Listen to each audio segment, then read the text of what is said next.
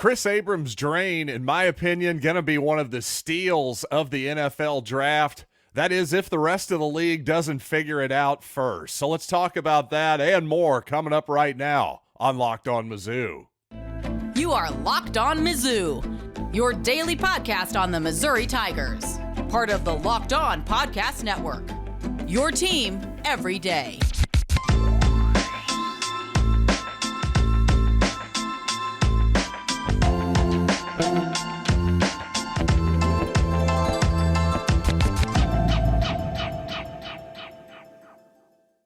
Hey, all you true sons and daughters, I'm John Miller, your Mizzou mafioso, and welcome to episode number 892 of Locked On Mizzou. Not sure why I needed to note that particular episode. That just seems like a lot, doesn't it? We're going to hit episode number 1000 this year, without a doubt, right about when Missouri football starts this season. So that should be fun. But you know what? Before we get there, got to talk about quarterback Matt Zollers setting his commitment date, and also a tough start for SEC basketball in March Madness. First, I want to tell you this episode is brought to you by Nissan. Are you the kind of driver that likes to push things a little further? Ever wonder what adventure could be around the next corner? Take the Nissan Rogue, Nissan Pathfinder, or Nissan Armada and go find your next big adventure. Check them all out today at nissanusa.com. And I do want to start today's program talking about Mizzou football, a little bit about sort of the past of Missouri football, but also the future for these young men at the next level. Missouri had a pro day yesterday with apparently just about every team in the NFL had a representative there. Also, Pro Bowl All-Pro wide receiver for the Seattle Seahawks, DK Metcalf, in attendance. Also, Terrell Owens was there to watch his son, who apparently played at Missouri State, go through some pro day drills for the scouts as well. But you know what? I want to start talking about Kris Abrams-Draine, of course, one of many Tigers who worked out yesterday. And Kris says one thing he thinks is his inexperience at the position. He's only played 3 years at defense, as he's correctly pointed out here.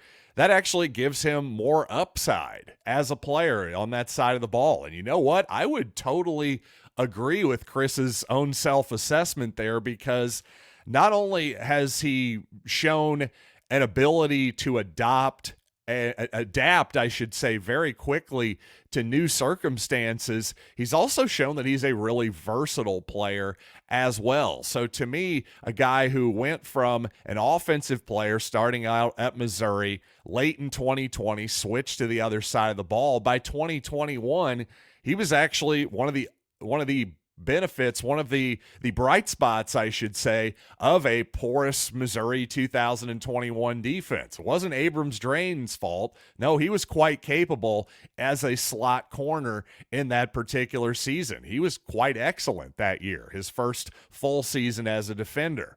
Well, what happens in 2022? They ask him to make another position change, though not quite as dramatic this time. One thing Missouri did in 22, Blake Baker comes in. They decided we want to get a little bit bigger up front in the slot. So guess what? We're going to convert Dalen Carnell, who is certainly a bigger type of corner player. Well, he's closer to maybe a strong safety at this point at that star position. So that meant that Kris Abrams-Draine had to move outside. And what happened? Well, he almost immediately became one of the best corners in the nation on the outside as well, at least to this podcaster's eyes. And that's the thing. A lot of this is my own evaluation of Kris Abrams-Draine here. And I've said many times that I'm not necessarily great at evaluating offensive linemen. For example, there are certainly some positions that I'm better at than others. Well, actually, I think cornerback, especially looking through my own footage that I take at the game each and every week, the all-22 stuff, I think I have a pretty good handle on that position. And to me, Ennis Rakestraw and Kris Abrams-Draine, there wasn't a huge drop-off in terms of ability and talent and production between those two guys. Again, at least to my eyes. So if Ennis Rakestraw is a first-round type pick. If indeed Kris Abrams-Draine, as he's been mock drafted for the most part here, if he's more like a third-round pick, well, to me, that's one heck of a value, because I don't think Ennis Rakestraw is overrated whatsoever. I think Kris Abrams-Draine is underrated. If anything, you've seen more time and time again the type of ball skills that this young man has. He's a good athlete. His times are fine, the combine and pro day and all that stuff. To me, Abrams-Draine is a great example also from just Missouri's perspective of a guy who isn't quite Alabama material, for instance, a guy who's from the state of Alabama, played his high school ball there. Well, clearly he's Crimson Tide worthy now in retrospect, but apparently that's the type of player that to me forever that Missouri has to score on, is the guys who are just not quite Alabama material coming out of high school, but a guy who's obviously a very talented athlete nonetheless. And that's where you have to suss out, how much more upside does this kid have? What type of person is he? Mostly, does he really want it? That also ultimately is going to end up mattering a lot. And I think Kris Abrams-Draine has shown he's got a heck of a work ethic, considering all of the position changes, not just offense to defense, but again, inside to outside. After kind of excelling inside, they decided, we'll move you outside too. The way he handled that to me was so impressive. Never complained about it whatsoever. Not only did he not complain, he ends up thriving in that position. So to me, Kris Abrams-Draine, he's got all the ability, the character you could possibly want, the work ethic. Third rounder, sign me up. As a Kansas City Chiefs fan, they just traded L'Jarius Sneed. Fortunately, Trent McDuffie, they've still got around. To me, McDuffie, an even better player than Sneed. I think that's pretty much the conventional wisdom, by the way. But with Sneed on the way out, to me, it would make a lot of sense for the Chiefs to look at Abrams-Draine, who can play on the outside with McDuffie mostly on the inside. To me, sign me up for Kris Abrams-Draine in round 3. That's great value. Now, speaking of Ennis Rakestraw, he was at the pro day yesterday, only running the 40-yard dash and the shuttle drill on Friday. But honestly, I think that according to Rakestraw himself, that was probably impressive to a lot of the scouts. And fortunately, while he admitted it's been what he's called a rocky start the last couple of months to his NFL career, to his pro football career, he's just taking it all day by day in terms of coming back from his groin injury. And the good news is, according to Rakestraw, he says that all the people he's talking to are saying they're not particularly worried about his injuries. Obviously, a lot of time still for him to recover before training camp comes in late July, early August for these NFL teams. Basically, they've said, hey, we can see what you can do on film. We're not terribly worried about the combine process. So seems like Rakestraw still sitting pretty good as a potential first-round pick here. Again, I'd like him and Abrams-Draine about the same in terms of ability, but in terms of value, hard to argue with where Kris Abrams-Draine is valued at the moment. And I brought up Kris Abrams-Draine and his myriad position changes at Missouri, of course. Well, I think a position change since J.C. Carlies seems to be open to playing just about any position. I think that should be a tremendous boon for his potential value as well. I think he might actually thrive closer to the line of scrimmage. I want to talk about him, Cody Schrader, and also quarterback from Pennsylvania, Matt Zollers, setting his commitment dates. Let's talk about all that here in just a little bit. But first, this episode is brought to you by spring cleaning champions Manscaped. This season, make sure to groom your carpets and the drapes with the leaders in below-the-waist grooming. Clear out that winter bush with Manscaped's Lawnmower 5.0 and watch your confidence bloom like the springtime flowers. Embrace the season and join the 10 million men worldwide who who trust Manscaped with our special offer for your special region. Go to manscaped.com and use code LOCKEDON for 20% off plus free shipping. And let me tell you, young men out there, actually shaving down there, going full scorched earth, that, my friends, is a fool's errand. That's why you have to go a little bit between scorched earth and, yes, nobody wants a jungle out there. Let's get a happy medium. It's called Manscaped. Get 20% off and free shipping with the code LOCKEDON at manscaped.com. That's 20% off and free shipping with the code LOCKEDON at manscaped.com. Nothing like a little spring cleaning in your pants. I remember one time when the first St. Louis Rams Kansas City Chiefs game happened at the TWA Dome.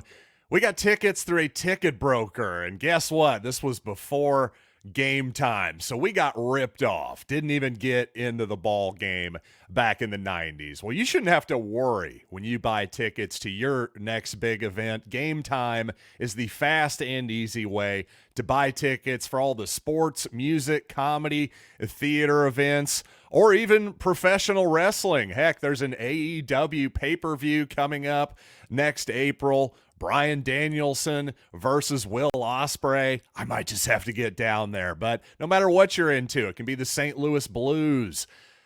Soccer is happening, of course, and opening day baseball, Cardinals, Royals, the whole bit. You can get it all at Gametime, the best place to get last-minute ticket deals. The app is so easy to use, and you can take the guesswork out of buying tickets with Gametime. Just download the Gametime app, create an account, and use code LOCKEDON for $20 off your first purchase. Terms apply. Again, create an account and redeem code LOCKEDON for $20 off. Download Gametime today. Last minute tickets, lowest price, guaranteed. Watching ESPN and Fox Sports all day? Well, knock it off. You got to make the switch to Locked On Sports today, a free 24/7 streaming channel programmed for you every day to bring you the biggest stories without all the screaming. Locked On Sports today brings you can't-miss analysis, opinions, and news, streaming 24/7 on YouTube or for free on Amazon Fire TV's Channels app, part of the Locked On Podcast Network, your team every day. And it seems like J.C. Carlies, a.k.a. Jalen Carlies, former Missouri free safety now, has really embraced his potential versatility at the next level. Not just digging in his heels and saying, nope, I'm a free safety, and that's that. And really, to be honest, I think this move for Carlies is really smart. The fact that he seems to have put on a little bit of weight post-Missouri here, showing people that, hey, not only can I carry maybe 227, something like that, but I can still run a 4.5 while doing it, that type of thing. And quote from Carlies here, he says, knowing teams can put me anywhere and I can line up and play ball. That's part of being a football player. Being willing to play any position that a coach needs you to. And to me, again, the fact that he's embracing this, I think this could be huge for his potential. I think he could potentially thrive closer to the line of scrimmage at just a little bit of a bigger size. Because to me, I thought Carlies last season had his best year in coverage for Missouri. There were times previously, especially in 22, when I really studied Missouri closely, where it felt like he got exploited a couple times in coverage, at least by some quicker receivers, without a doubt. But if he's playing linebacker, if he's playing strong safety, more of a star hybrid type role that Dalen Carnell played for Missouri the last couple years, I actually think he could really thrive there. Again, closer to the line of scrimmage, guarding, tight ends and running backs and more slot type of receivers instead of necessarily getting one-on-one with occasionally in bad situations deep down the field. To me, I think he could potentially be a much better player at the next level with this. So good for Jalen Carlies for embracing whatever comes his way. And when it comes to Missouri's Cody Schrader, of course, the running back who was top 10 in the Heisman voting this past season, the guy was just an unbelievably durable guy, a bell cow back by any estimation. And it's a little bit interesting that a guy who, obviously Cody had his hurts and his pains and his aches and all that good stuff during the season, but no major injuries for Cody despite playing 13 games of SEC and bowl football last season. Well, it just is interesting that, of course, despite that, in the pre-draft process here, Cody gets, a bit of a hamstring, groin injury, some type of soft tissue, lower body injury as well, just like Rakestraw did. His lingered from the season, but does have me questioning, are we training for the right stuff here? Should we be just all of this NFL combine stuff? I don't think it's going to change anytime soon, but I was thinking that just for instance, when you see guys running the 40-yard dash, well, if you're a cornerback, for instance, shouldn't you start with your back to the finish line? Because that's basically what you do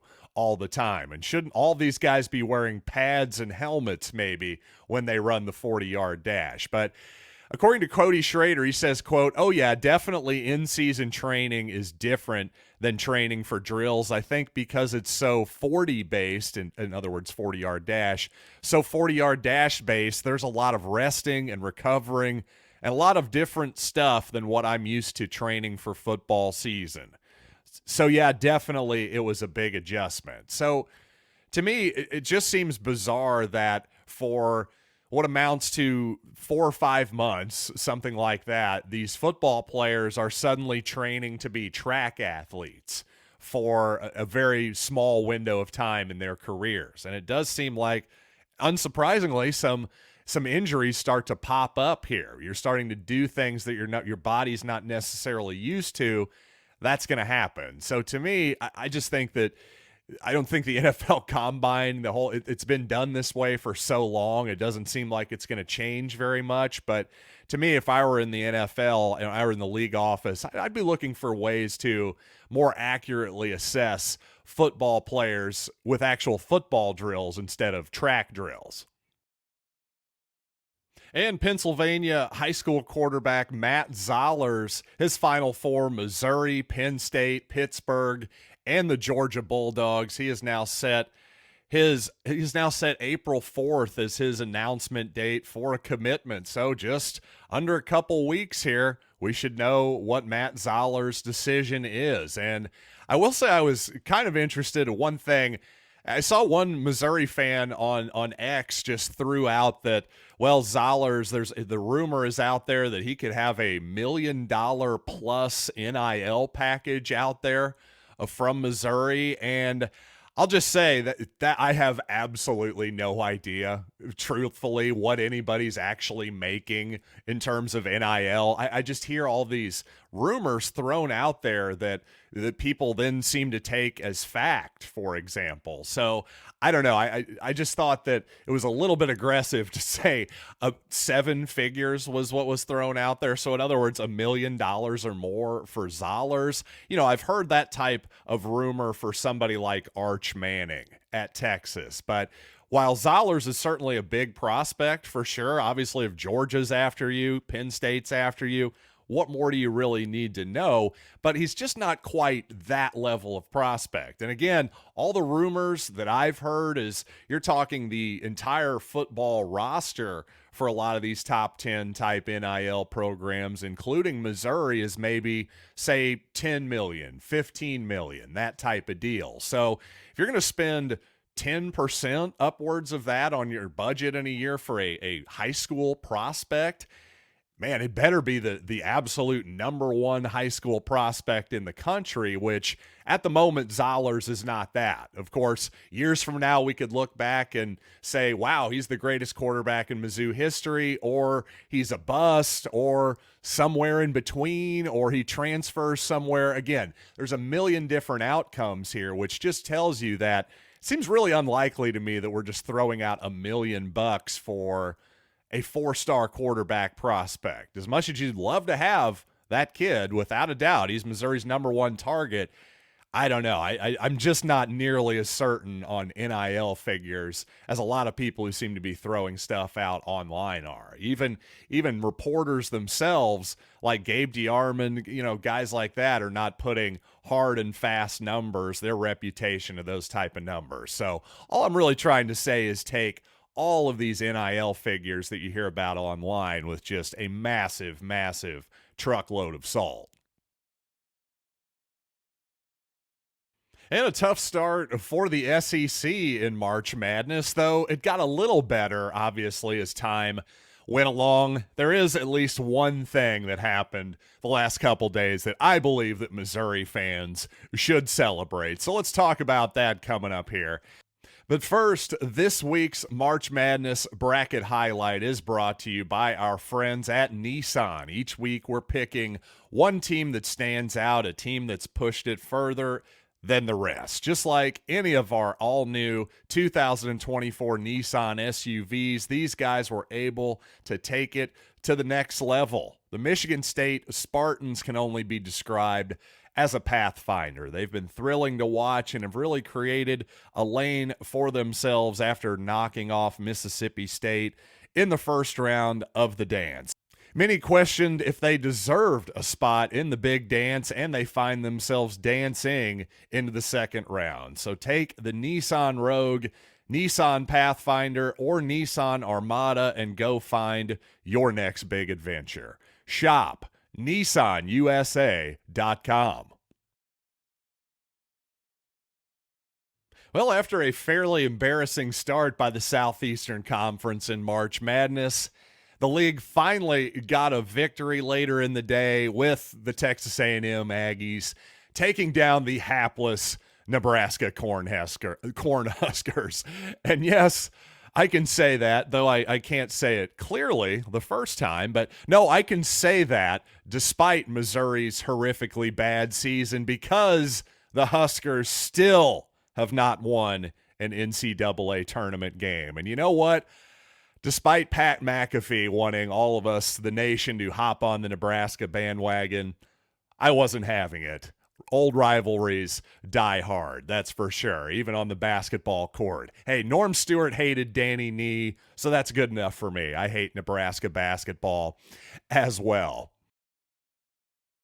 And by the way, just so we're clear here, in the future, if Nebraska ends up winning a game in the first four, that doesn't count. No, you have to actually win a first-round game for me to claim that your streak of never winning a tournament game is over. This is another reason why I hate adding more to the first four. It just throws off not only the perfect symmetry of the bracket, but the history and all that good stuff. So anyway, obviously, like I said, a tough start for the SEC, and really the two most embarrassing losses, obviously, Auburn going down to Yale and Kentucky losing to Oakland. My goodness. I've talked a lot about Dennis Gates and his buyout. It'll be $17 million after next season, something that in a world where Vanderbilt bought out Jerry Stackhouse for reportedly over more than $15 million, well, it seems like anything is possible. So guess what? $30 million for John Calipari to go away? I guess it's possible. That's the buyout for his lifetime contract. Or it's possible that maybe Cal could go somewhere else. Maybe he just feels like the Kentucky thing has run its course for whatever reason. Or maybe he retires. I don't know. It seems more than likely that Calipari will come back for another season in Lexington, but there's definitely a significant portion of the fan base that has grown tired of the John Calipari thing. So obviously from a Missouri perspective, that's really, really interesting, because Kentucky has long been the behemoth of the Southeastern Conference. And if John Calipari goes away, hey, I'm not saying he's been great the last couple years. I do think his offense needs some reimagining, for sure. At the same time, if you're a Kentucky fan and maybe you're 21 years old and you're not old enough to remember what it was like before Cal came back, yeah, there were some lean years there for the Wildcats. Remember Billy Gillispie? there was a lot of mistakes there made by Kentucky. So I'm just really curious to see what happens here, because what's bad for Kentucky should be good for Missouri. I almost hope they do panic and go away from Calipari, because for the most part, this was a good Kentucky team, a good season, but obviously he does deserve some blame for yet another early exit for the Wildcats. And thanks, as always, for joining me here on Locked On Mizzou. Coming up on the next episode of the program, well, maybe Mo Diarra will still be alive in the tournament. I think he shows that this whole idea that development doesn't happen at the high major level in basketball anymore, well, I think that's wrong. I think he proved that it can happen. But honestly, if it doesn't happen at high major basketball, where does it happen? In American basketball in general. This is a real problem for college basketball, pro basketball, the Olympics, everything. So that's a topic I want to get into next week here on Locked On Mizzou. Thanks for joining me as always. Thanks for telling a fellow true son or daughter to go to lockedonmizzou.com, YouTube, Spotify, wherever you get podcasts.